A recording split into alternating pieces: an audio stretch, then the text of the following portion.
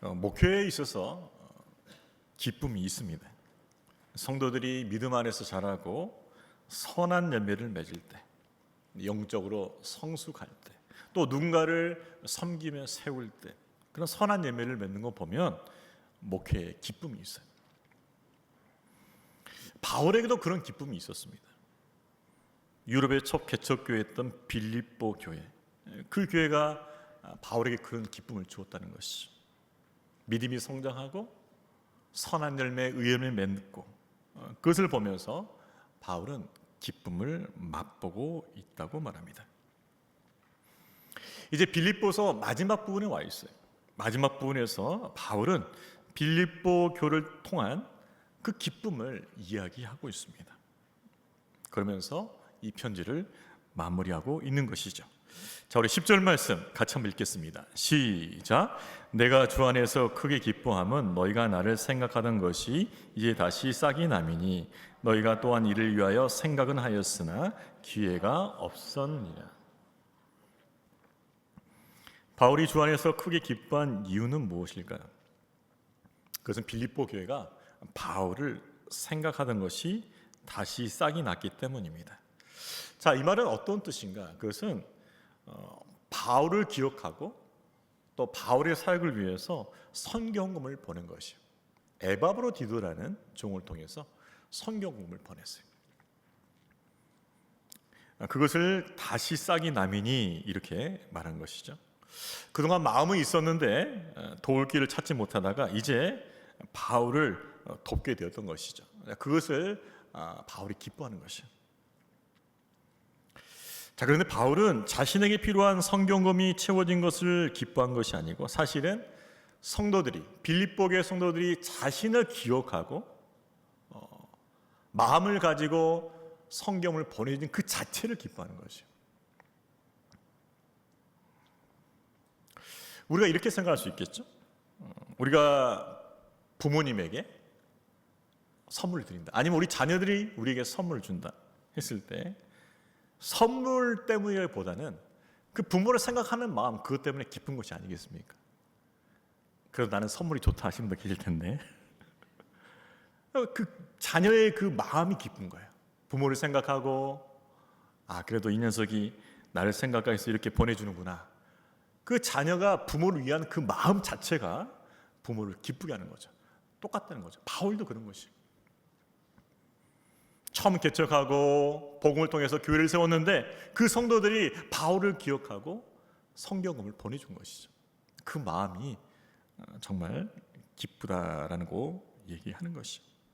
그래서 기쁘다라고 얘기하는 것이죠. 자, 그러면서도 바울은 한 가지 염려를 하게 돼요. 너희가 성경을 보내준 게 참 기쁘다, 좋다라고 했을 때 혹시나 이것이 오해를 불러일으키지 않을까? 어떤 오해일까요? 내가 이렇게 좋아하는 모습을, 기뻐하는 모습을 보이면 혹시나 빌립보교의 성도들이 바울이 더 원하나? 바울이 더 다가오려 하는 건가? 더 보내달라고 하는 것인가? 이게 오해할 수 있단 말이죠. 그래서 그런 오해를 불식시키기 위해서 한 말씀을 덧붙이죠. 자, 우리 11절에서 13절 말씀 같이 읽어볼까요? 시작. 내가 궁핍함으로 말하는 것이 아니니라. 어떠한 형편든지 나는 자족하기를 배웠노니 나는 비천에 처할 줄도 알고 풍부에 처할 줄도 알아. 모든 일 곧 배부름과 배고픔과 풍부와 궁핍에도 처할 줄 아는 일체의 비결을 배웠노라. 내게 능력 주신 자 안에서 내가 모든 것을 할 수 있느니라. 바울은 그 선경금에 대한 감사가 더 많은 것을 요구하는 자신의 욕심으로 비추지 않길 바랬어요. 그래서 나는 자족하는 비결을 가지고 있다. 오해하지 않았으면 좋겠다. 그리스도 안에서 나는 어떤 환경과 형편에도 자족하는 법을 배웠다. 너희가 주어서 참 감사한데 그렇지 않더라도 나는 자족한다는 것이죠. 자족이라는 게 무엇입니까? 어떠한 형편에서도 감사와 만족을 가지는 거예요. 어떠한 형편에서도 감사와 만족을 가지는 거죠. 형편이 좋아야만 만족하는 것이 아니에요. 그렇지 못한 상황에서도 현재 처한 상황에서 만족하기를 배우는 것이죠. 그게 자족이란 말이에요.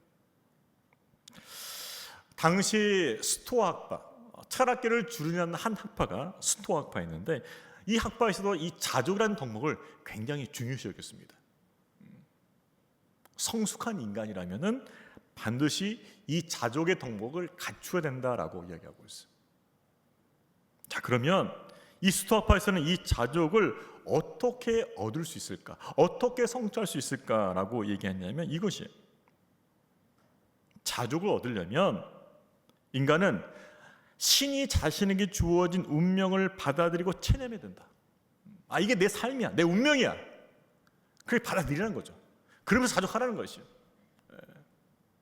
또 하나의 비결은 뭐냐? 인간 속의 그 욕망을 제거하는 것이죠. 금욕, 불교 같아요. 불교, 무소유.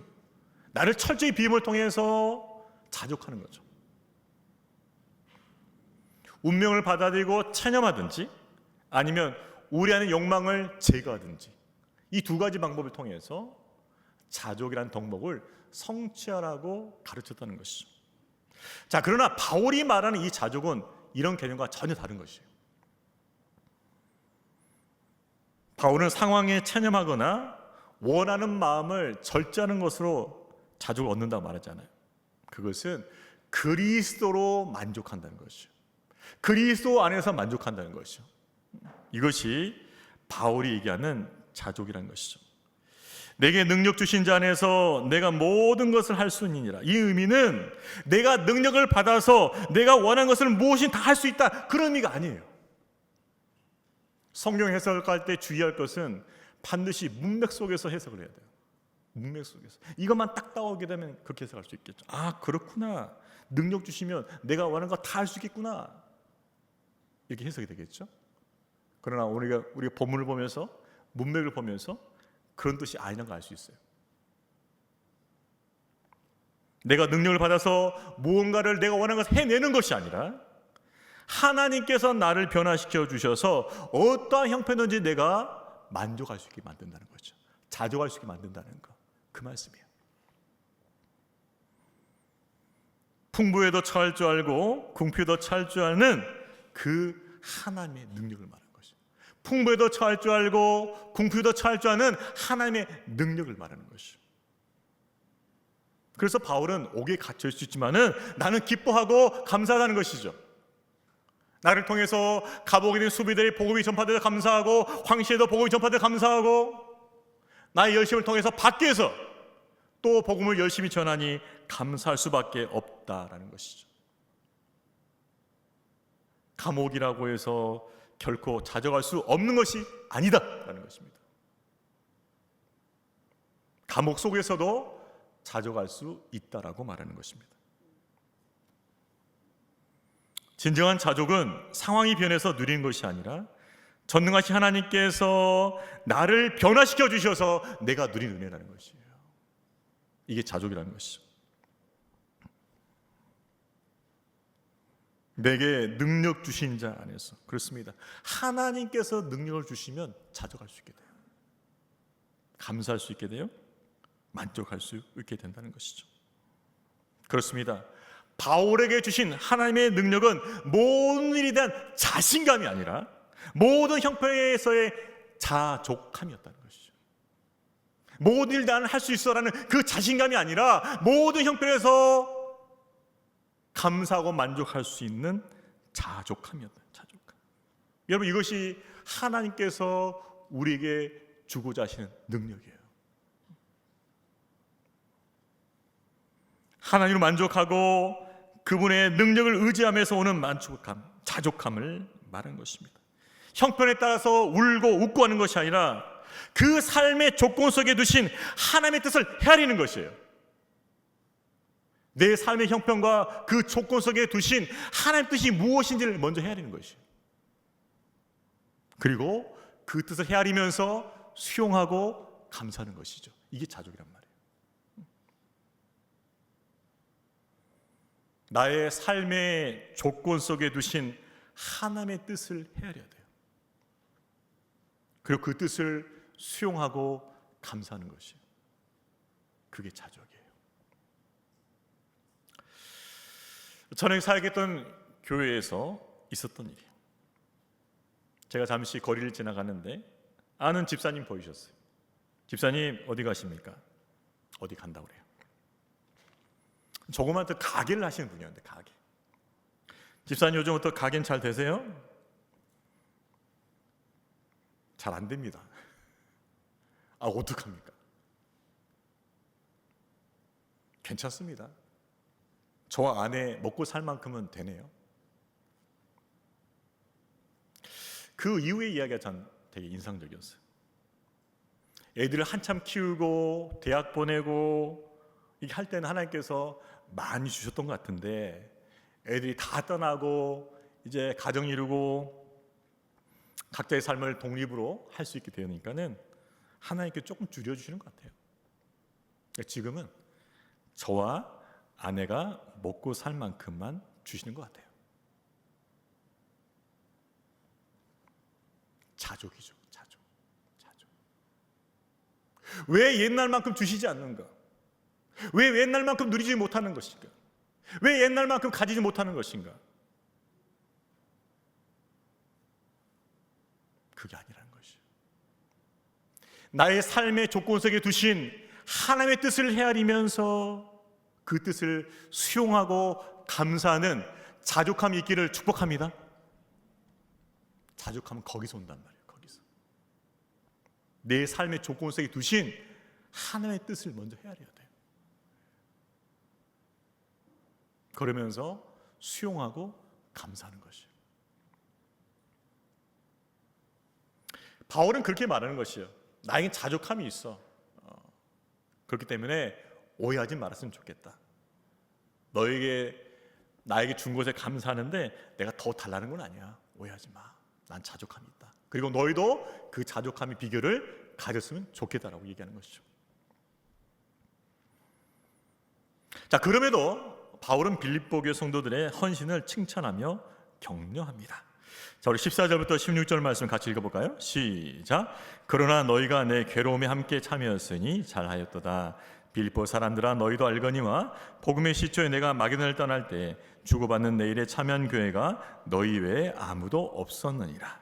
데살로니가에 있을 때에도 너희가 한 번뿐 아니라 두 번이나 나의 쓸 것을 보내었다. 빌립보 교회가 자신의 괴로움에 참여한 것을 칭찬합니다. 사실 자족한다고 해서 어려움이 없는 건 아니에요. 그런 어려움이 있었는데 너희가 도와준 거 고맙다라는 것이죠. 그리고 뭐요? 빌립보 교회가 자신 후원한 것을 일일이 다 기억해요. 유럽 선교를 본격적으로 떠날 때도 너희가 도와주었고, 내가 데살로니가에 있을 때도 한 번도 아니고 두 번이나 쓸 것을 보내주었다. 여러분, 우리는 우리를 위해서 수고한 사람들을 기억해야 됩니다. 그때 도와주셨죠? 그때 함께 해주셨죠? 그때 격려해 주셨죠? 기억해야 돼요. 바울은 기억하고 있어요. 동역자 수고를 기억하고 있죠. 그리고 그것을 칭찬하고 있습니다. 자, 그러면서 바울은 빌립보 교회 선교헌금, 자신에게 보여준 선교헌금의 의미가 무엇인지를 이렇게 밝혀줘요. 자, 우리 17절 말씀 같이 읽어볼까요? 17절 있습니다. 시작. 내가 선물을 구함이 아니요 오직 너에게 유익하도록 풍성한 열매를 구하며. 너희가 나에게 준 선교헌금은 나에게 분명히 도움이 되는 물질이지만 그것은 그 차원에서 끝나는 것이 아니라는 것이죠. 하나님 앞에 의의 열매가 된다는 것이죠. 그렇습니다. 바울이 개척한 빌립보 교회 성도들이 믿음이 자라가지고 바울의 선교 사역에 물질로 동참하고 기도로 동참한 그것이 의의 열매라는 것이죠. 여러분, 하나님은 농부의 마음을 갖고 계세요. 농부는 뭘 바라죠? 열매를 바라신다는 거죠. 우리를 의의 나무로 심으셨습니다.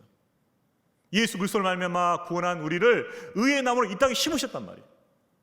그럼 그 의의 나무에게 바라는 것은 무엇이겠습니까? 의의 열매인 줄로 믿습니다. 우리가 의의 나무이기 때문에 의의 열매를 바라신다는 것이죠. 내 삶이 베푸신 하나님의 은혜에 감사하면서 물질을 드리고 건강과 은사를 가지고 봉사하고 또 예수의 사랑으로 다른 사람을 섬기며 세우는 의의 열매가 풍성할 수 있기를 축복합니다. 그 의의 열매를 바라시는 거죠. 근데 빌립보 교회 성도들이 의의 열매 맺고 있는 거죠. 풍성히 맺고 있는. 아무도 바울에게 헌금하지 않았어요. 근데 이 빌립보 교회만 계속 꾸준히 성경을 보내는 거죠. 그것이 너희가 지금 맺고 있는 의의 열매다라고 칭찬해 주는 것이죠. 여러분, 우리가 하나님 은혜에 감사하여 물질을 드리고 봉사하고 섬기며 살아갈 때 그것이 바로 하나님 기뻐하시는 의의 열매인 줄로 믿습니다. 그 의의 열매를 맺고 있다고 칭찬하는 것이죠. 또 한 가지 헌금의 의미는 무엇이었을까요? 그것은 하나님께 드려진 예물이었다는 거죠. 예물. 자, 18절 말씀도 같이 읽겠습니다. 시작. 내게는 모든 것이 있고 또 풍부한지라 에바로 디도편에 너희가 준 것을 받음으로 내가 풍족하니 이는 받으실 만한 향기로운 제물이요 하나님을 기쁘시게 한 것이라. 자, 첫 번째는 무엇이었습니까? 의의 열매였습니다. 두 번째는요, 향기로운 제물. 하나님이 기뻐 받으시는 향기로운 제물이 된다는 거죠. 제물. 그러니까 빌립보의 헌금은 하나님이 기뻐 받으시는 향기로운 제물이 되었어요. 단순히 인간적인 어떤 도움을 베푸는 것이 아니라, 바울에게 도움을 베푸는 것이 아니라 하나님 받으시는 제물이에요. 제물. 예물이에요. 예물. 그래서 너희는 그 예물로 하나님을 기쁘시겠다라고 칭찬해 주는 것이에요. 너희들 잘하고 있어. 의의 열매 맺고 있어. 잘하고 있어. 하나님 앞에 향기로운 예물 드려서 잘하고 있어. 격려해 주는 것이에요. 하나님 나라를 위한 우리의 헌신과 섬김은 주께 드린 예배이며 주께서 기뻐하시는 예물이 된 줄로 믿습니다. 우리가 그것을 기억하면서 드리는 거죠. 마태복음 25장 40절에 이 말씀이 있어요. 임금이 대답하여 이르시되 내가 진실로 너희에게 이르노니 너희가 여기 내 형제 중에 지극히 작은 자 하나에게 한 것이 곧 내게 한 것이니라. 작은 자에게 한 것이 곧 내게 한 것이라. 하나님께 한 것이라고 인정이 된다는 거죠. 우리 주변에 작은 자들이 많지요. 어려운 이웃들이 많아요. 섬길 곳이 많지요. 그 작은 자 하나에게 한 것이 곧 누구에게 한 것이라고요? 하나님께 한 것이라. 일부 때는 여기에 지금 유년부 아이들이 있었는데 지금 없는데, 이 작은 자 하나, 여기 어딘지 모르고 떠드는, 예배 중에 떠들었던 이 작은 자 하나, 이 작은 자를 위해서 기도하고 섬길 때 하나님께서 그 섬김을 통해서 하나님 기뻐 받으시는 예배가 되고 예물이 된 줄로 믿습니다. 작은 자 하나에게 한 것이 우리 주님께 한 것이라는 거죠. 한번 따라해 보겠습니다. 나의 헌신은 의의 열매요 향기로운 제물입니다. 잊지 마십시오. 여러분이 헌신하고 섬길 때 그것은 의의 열매예요. 그리고 향기로운 제물이 되는 것이죠. 그것을 기억하면서 기쁨으로 주님 앞에 드릴 수 있기를 축복합니다. 기쁨으로. 자, 이렇게 자원함으로 바울을 후원하고 하나님께 드렸던 빌립보 교회와 성도들을 향한 하나님의 축복이 있어요. 바울은 그것을 기도를 통해서 그 축복을 빌어주죠. 자, 그 축복이 무엇이었습니까? 자, 우리 19절 20절 말씀 있습니다. 시작. 나의 하나님이 그리스도 예수 안에서 영광 가운데 그 풍성한 대로 너희 모든 쓸 것을 채우시리라. 하나님 곧 우리 아버지께 세세 무궁하도록 영광을 돌릴지어다. 아멘. 바울은 자신의 필요를 채워진 빌립보 교회 성도들을 위해서 기도합니다. 그것은 하나님, 빌립보 교회 성도들의 필요한 것들을, 그 쓸 것들을 하나님께서 채워 주시옵소서라는 것이었어요. 사실 빌립보 교회는 넉넉한 교회가 아닙니다. 항상 풍부한 교회가 아니에요. 넉넉하지 않은 교회예요. 그럼에도 불구하고 바울 위해서 십시일반 뭐예요? 성경을 모은 거예요. 그걸 전해준 거죠. 바울은 기도를 통해서 하나님께서 빌립보 교회 성도들의 필요를 어떻게 채워주실지를 이야기하고 있습니다. 그것은 그리스도 예수 안에서 영광 가운데. 여러분, 하나님의 채우신 방법 영광스러워요. 전혀 예기치 못했는데, 생각하지 못했는데 하나님 방식으로 채워주시거든요. 그래서 하나님께서 이렇게 채워주시는구나, 하나님께서 영광을 받으시게 만들어요. 반드시 만들어요. 영광스럽고 놀라운 방법으로 채워주시고요. 또 뭡니까? 풍성한 대로 채워주신다. 풍성한 대로. 하나님은 부유하신 분이시고 풍성하신 분이니 그 풍성함과 부유함 대로 채워주신다는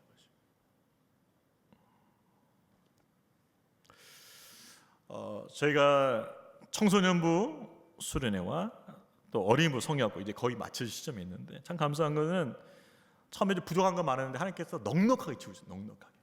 넉넉하게 채우셨어요.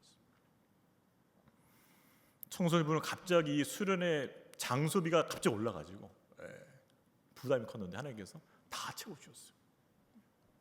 어린이부서도 뭐 에어바운스라는 게 예산이 많이 들어갔는데 또 넉넉하게 채워주셨어요.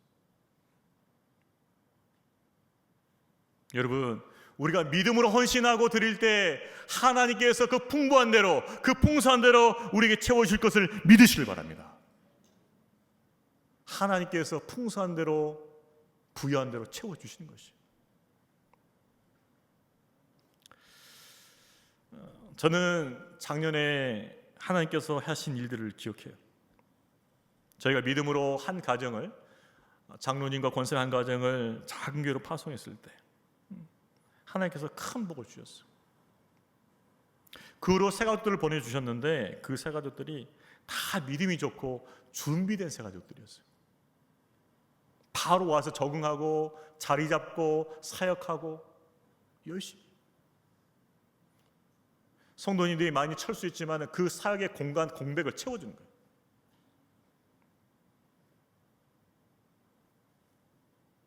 더 많이 채워주셨어요. 더 풍성하게 채워주셨어요. 여러분, 하나님 앞에 믿음에 드리는 그 헌신과 섬김은 하나님께서 반드시 기억하시고 그 풍성한 대로 갚아주심을 믿으시길 바랍니다. 믿으셔야 돼요.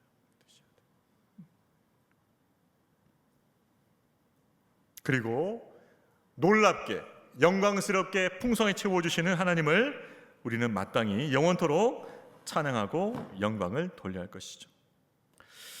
말씀을 정리하겠습니다. 우리가 하나님 나라를 위하여 헌신되고 섬기는 그 모든 일들은 하나님 앞에서 의의 열매가 되는 것이죠. 그리고 향기로운 제물이 되는 것이죠. 그래서 하나님은 우리의 헌신과 섬김을 기뻐 받으시고 그의 풍성함을 따라서 우리의 모든 필요를 채워주신다는 것입니다. 우리 다시 한번 따라해 볼까요? 나의 헌신은 의의 열매가 되고 향기로운 제물이 된다. 믿습니까? 그 의의 열매와 향기로운 제물을 통하여 하나님을 기쁘시게 하고 채우신 하나님을 풍성히 경험하는 저와 여러분 되기를 주의 이름으로 축원합니다. 다 같이 자리에 서서 이 찬양 부르겠습니다. 당신의 그 섬김이 천국에서 해같이 빛나리, 당신의 그 겸손이 천국에서